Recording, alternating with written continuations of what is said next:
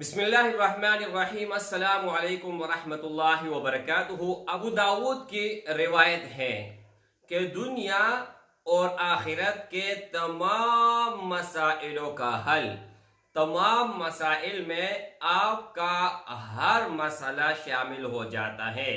چاہے آپ بیماری میں مبتلا ہو، چاہے آپ غربت میں مبتلا ہو، چاہے آپ کا کاروبار بند پڑا ہوا ہے، چاہے کوئی بھی مصیبت غم آفت آپ کے اوپر آیا ہوا ہے یا آنے والا ہے یا آپ مرنے کے بعد اس کا سامنا کرو گے، تو ابو داود کا یہ روایت ہو آپ دوستوں کے سامنے میں پیش کرنے جا رہا ہوں۔ اگر آپ صبح نماز کے بعد اور مغرب نماز کے بعد صرف اور صرف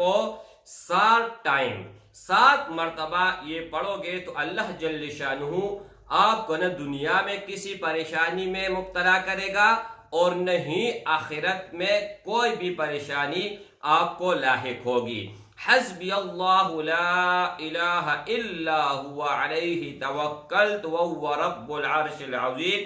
سورہ توبہ کی یہ آخری آیات مبارک اگر آپ صبح نماز کے بعد اور مغرب نماز کے بعد صرف اور صرف 7 مرتبہ پڑھو گے تو آپ یقین جانیے کچھ دن آپ یہ عمل کر لیں، تمام جتنے بھی مشکلات میں آپ گھرے ہوئے ہیں، جتنی بھی پریشانیاں ہیں، اللہ جل شانہ اپنے فضل اور کرم سے دور فرمائے گا۔ السلام علیکم ورحمۃ اللہ وبرکاتہ۔